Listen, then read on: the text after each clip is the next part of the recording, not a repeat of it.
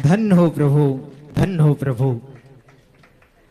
तभी एक मुनिराज के मन में जिज्ञासा होती है और अपनी जिज्ञासा प्रकट करते हैं। हे त्रिलोकीनाथ, नमोस्तु नमोस्तु नमोस्तु। हे भगवान, वर्तमान में देखा जाता है कि 3 लोग बहुत दुखी हैं, जो दिल के साफ होते हैं, वफादार होते हैं और ईमानदार होते हैं, मगर चापलूस लोग बहुत खुश नजर आते हैं। ऐसा आखिर क्यों? अहो विचित्रात्मन, आपको बोध होना चाहिए है कि संसार में चापलूस कभी सुखी नहीं हो सकता। वफादार, ईमानदार जो सज्जन लोग हैं वे ही सुखी होते हैं, परंतु दिखाई ये देता है कि चापलूस सुखी दिख रहे हैं। ये चापलूस चापलूसी से सुखी नहीं है, ऐसा पूर्व में पुण्य बंद करके आया है, उस पुण्य के उदय से सुखी है। जो वफादार आदि लोग हैं वे अपनी वफादारी से दुखी नहीं है, उन्हें नीति का ज्ञान नहीं है। जिनको ईमानदार हैं, वफादार हैं, ऐसे सज्जन लोगों को चाहिए रीति नीति का बोध होना चाहिए। हर जगह जो अपनी बात एकदम बोलना जानते हैं वे कभी लोक में सुखी नहीं हो सकते।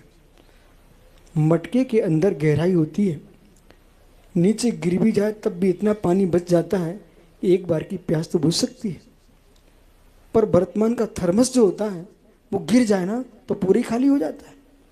तो थर्मस जैसा जीवन नहीं होना चाहिए, मटके जैसा जीवन होना चाहिए। कुछ बातें पेट में रखना चाहिए। वफादारों को, ईमानदारों को समय पर ही बोलना चाहिए।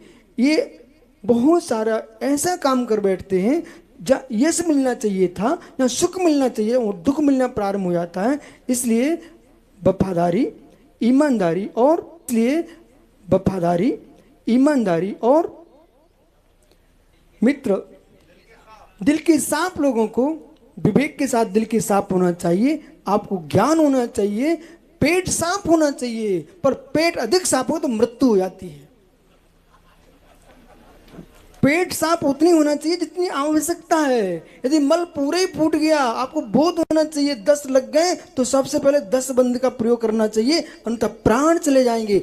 ऐसे जो मन के साफ हैं उन्हें मन के साफ को विवेक भी रखना चाहिए कि मन की सफाई कहाँ देना, कहाँ नहीं देना है।